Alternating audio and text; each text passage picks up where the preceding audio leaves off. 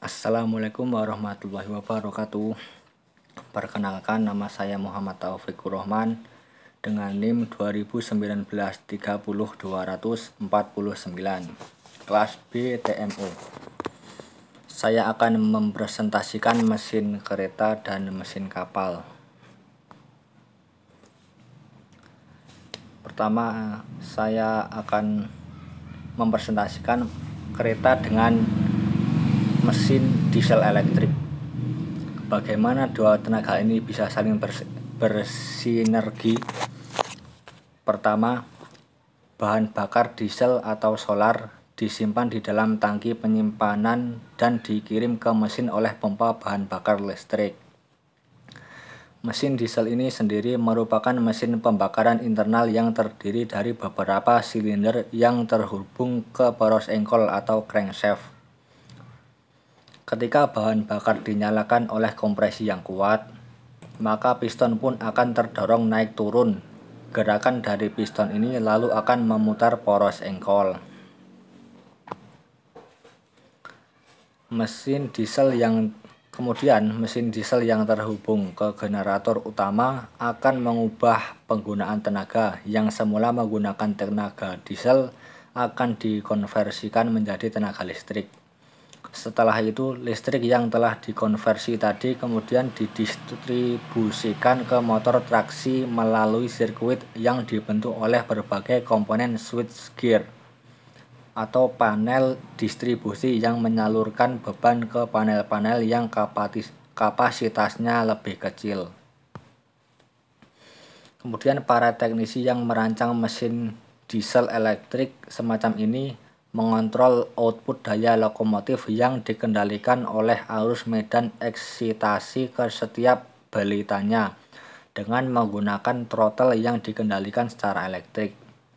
Semakin banyak bahan bakar yang disuntikan ke silinder mesin, maka semakin meningkat pula output listriknya. Setiap motor traksi secara langsung diarahkan ke sepasang roda penggerak. Penggunaan listrik sebagai transmisi untuk lokomotif jauh lebih andal ketimbang menggunakan transmisi mekanis dan kopling. Nah, ini contoh mesin diesel elektrik yang dipakai di kereta. Kemudian mesin kapal. Mesin merupakan inti dari sebagai pendukung kapal supaya bisa berlayar secara sempurna. Di kapal tak hanya terdapat mesin inti saja, melainkan sederet alat tambahan yang mencakup semua perlengkapan mekanis untuk pendukung pelayaran. Sebagai informasi, berikut ini terdapat susunan mesin yang terdapat pada kapal serta syarat khusus dalam penggunaan mesin. Yang ke-1, mesin induk. Pada kapal terdapat mesin induk main engine yang merupakan penggerak utama untuk menghasilkan tenaga dan bisa mendorong kapal atau memutar poros pada baling-baling sehingga melancarkan proses pelayaran. Yang kedua adalah mesin bantu.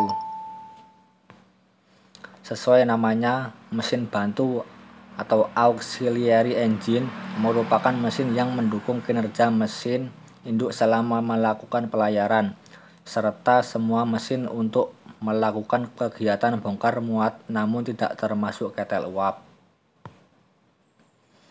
Yang ketiga adalah ketel. Susunan mesin kapal selanjutnya adalah ketel atau boiler. Mesin ini digunakan untuk membangkitkan uap yang dipakai dalam menghasilkan tenaga penggerak. Selain itu, ketel juga dipakai sebagai sumber daya untuk pemanasan. Yang keempat, poros dan baling-baling. Baling-baling atau propeller bertugas untuk menjalankan kapal. Dalam kinerjanya, sebuah baling-baling akan dihubungkan dengan mesin menggunakan poros atau shaft dan berperan sebagai penghubung antara mesin induk dan baling-baling. Yang kelima adalah pipa.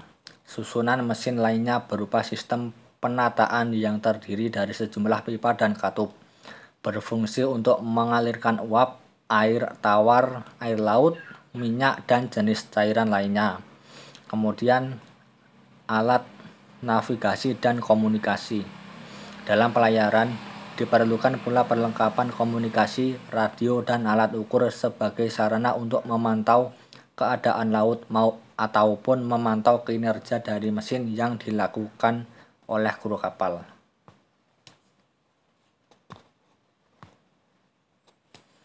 Ini adalah contoh mesin kapal.